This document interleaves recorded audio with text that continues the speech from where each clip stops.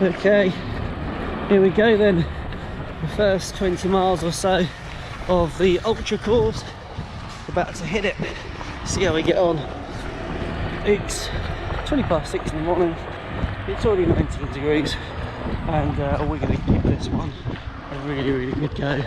Now it's worth mentioning that I've never run any part of this at all, so I'm going to be relying solely on navigation on my watch, and so because of that it's going to be slower, but it is alright.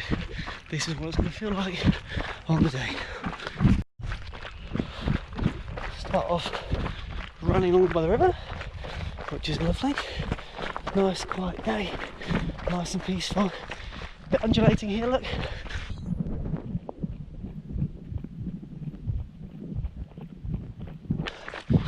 Simple to run, just got to be careful not to go off too fast and lose your footing. Don't want to fall on your face when you just started. What I'm going to do for you now is overlay the elevation profile of the course on the screen, so what you'll see is that there's quite a steep elevation point. It's about 15 kilometers, which we'll experience today, so it'd be good for me to know how bad it is, because it's quite early on into the race, and don't want to use all my energy up too soon there. So this is where following your watch is key, because I've just come off the river, going over this bridge, and it wouldn't be immediately obvious to do that without some sort of hint of navigation. So there is no sign there, but this is the way that we're going. So about 2k on the river, come off, and then back to this sort of gravelly road here. I've got water, tailwind, 2 spring energy gels, and I've also packed like a Lara bar and some dried fruit, just to see if I can take a bit of that on board. But we'll see how we go, because you know, you've got to run and eat based on how you feel on things, so it's there in case I need it. Bit of a climb here, not too bad, but oh, here we go. The first sign we've seen. Okay, this is a mighty climb through the forest, Foxway. It's uphill. One sec, just got to check on navigation. Are we left or right? I'm guessing it's this way. Sorry, it's been a bit slow today because look at this.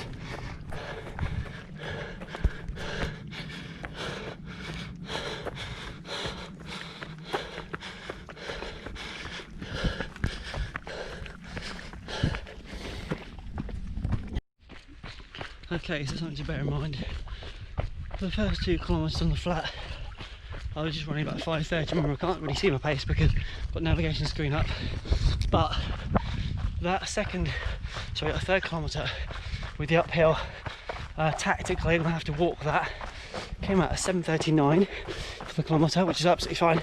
But it's just worth bearing in mind that, you know, straight off the bat, these dreams of trying to keep a consistent pace are not going to happen. So you're going to have to work on the average pace overall. Today's run, I thought about it being roughly 20 miles, but actually what I'm going to do is run to a familiar point, because this is just about exploring. I can come back again, give us time to do this. So it's just about exploring really, and getting a good understanding of the route. So when I reach a place where I think I can just stop, I probably will and get enough time.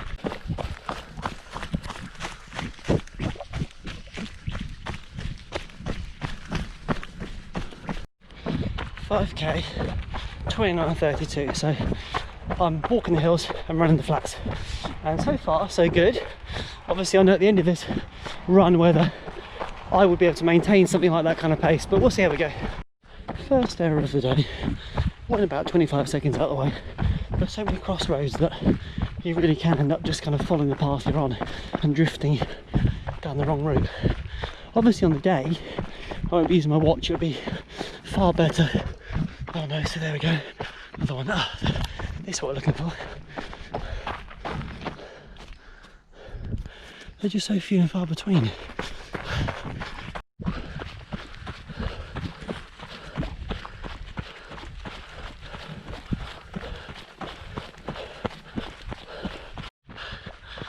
Another slow, consistent hill. So now we've got 1 at 3 and 1 at 6. Just worth noting mentally. A bit more runnable this one, but still, we're going to be a tenth of the way into the ultra, and I'm going to be knackered unless I control my pace. More hills. Only at about 7k. There's a lot of hills early on.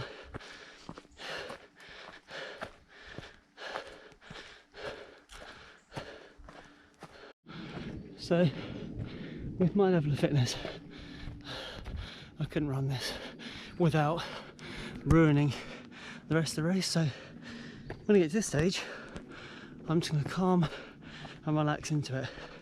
This is a beast of a hill. Probably can't see it, but I've got the same gradient ahead of me. Nearly a hands and knees moment. Nearly. So a lot of this route underfoot is quite sandy, quite dusty, which, as we all know, if it rains leading up to it, it's going to be very muddy. I'm actually running in my dry max socks, which are built for wet conditions, but I'm anticipating I might need to run in them on the day, so I'm just getting used to wearing them now, to be honest with you. And that's a bit of a strange way to do it, but you know, I don't want to practice in one pair of socks. I only have to try another pair of socks on the day.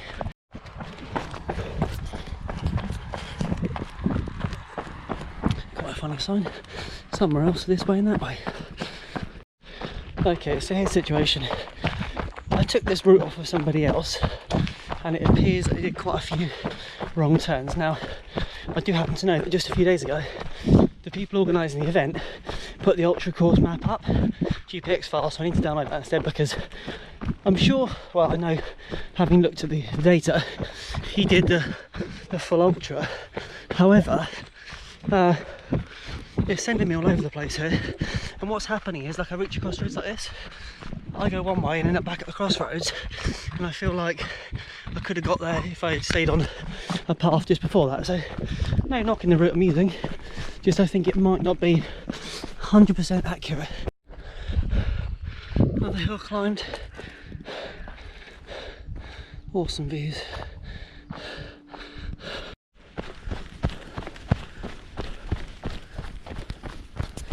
Really not a fan of sand.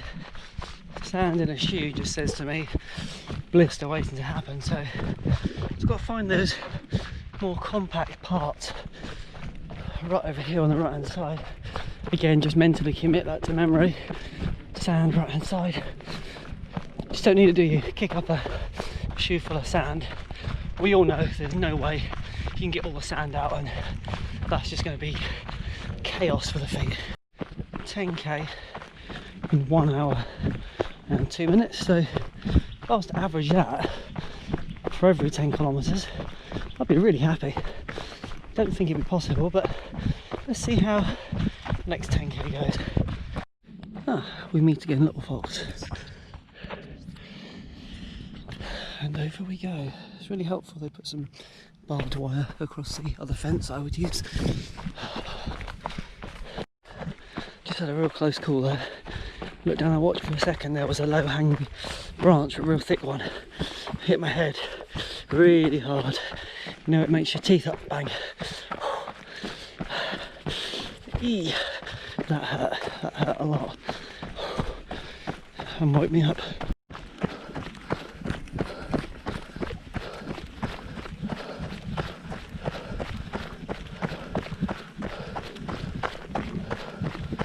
I just did a story for Instagram and realised what a red face I had. I don't know if you can pick up on this GoPro, but this is a view now. Just glorious, isn't it? Glorious. About 12k and it's getting really hot now, really hot. The rain is coming down, but I do welcome it because I'm really, really warm. Just checking where we're going now. Where is this? Up under the train line and then right. Oh, there's a nice bridge.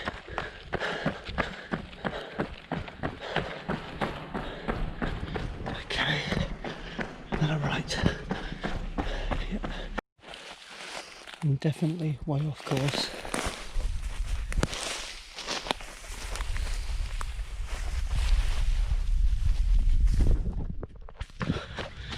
Okay, that was fortunate that I didn't fall on my head then, but I am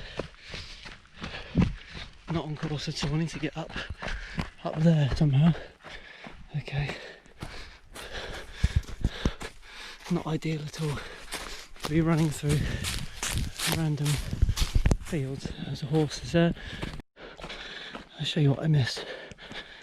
I was in my own world running downhill, missed this turning.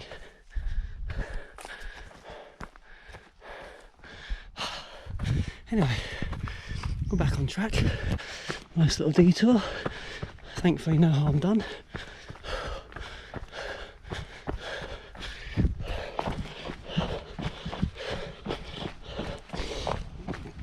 Okay, and the map is happy there.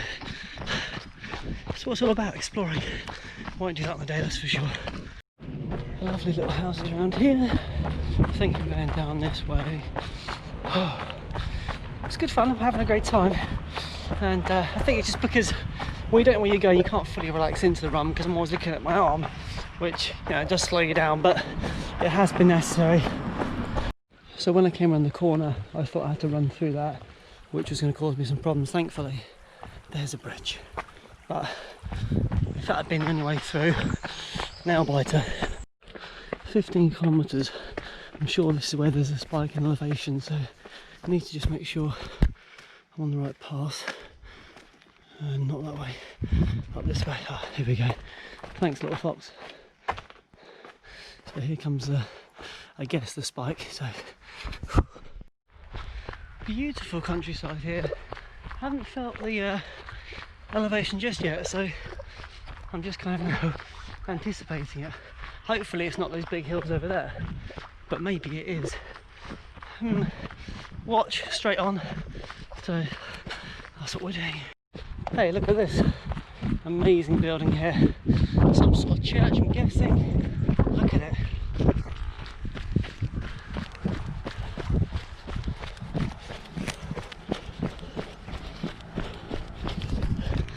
"16 kilometres, 10 miles, 1 hour 43." So, you know, doing all right, doing okay. It's good to get 10 miles, isn't it?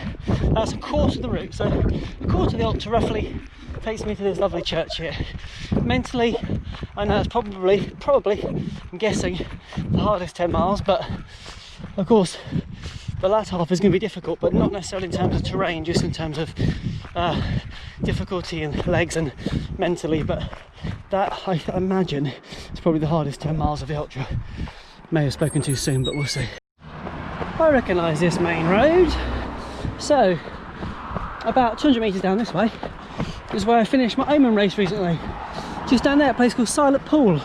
So, yeah, do you know, I've driven this road many, many times. I've never known where this one behind me just led to, but interesting to know. I'm discovering so much about my local area with this ultra. It's fantastic. Okay, this is the climb. I've never run it myself, but I'm very aware of it. So, might be some walking to do. So this will be a good time to grab a bit of breakfast, because this run is a run that's essentially fasted. Up and out of bed, glass of water, and away we go. So I've got my Laura bar here.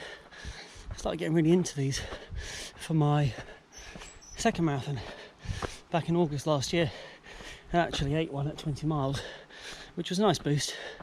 So I'm going to do it again now.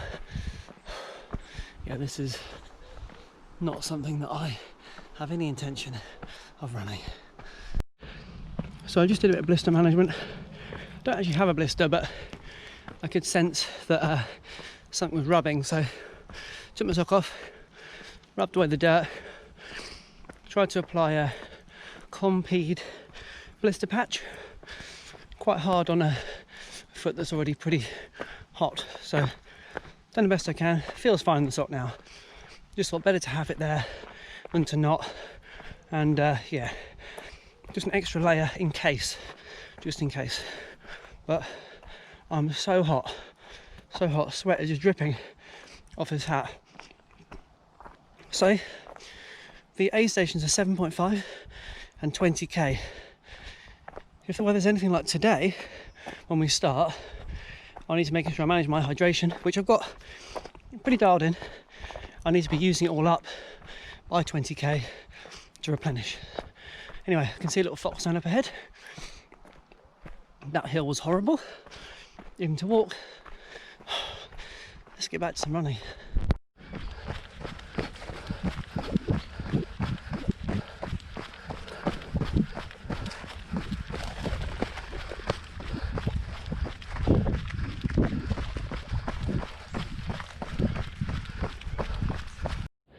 Look at these views behind me, or in front of me.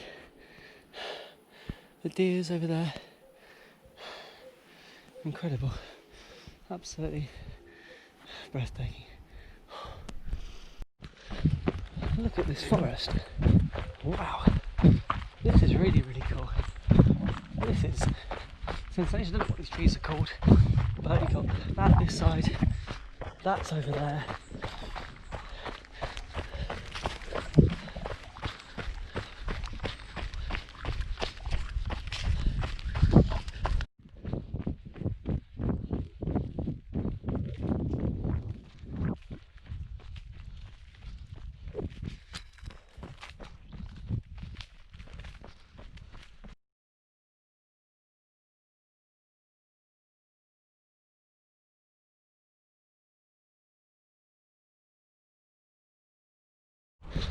20 kilometres in 2 hours 12, so based on that it's probably going to be, well, if I was able to maintain a 7-hour ultra finish.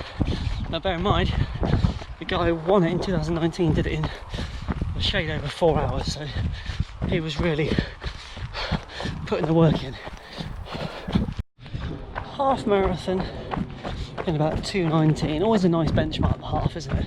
Kind of getting to it, ticking it off. It's a nice distance to cover, nice distance to achieve, and I'm actually feeling really good.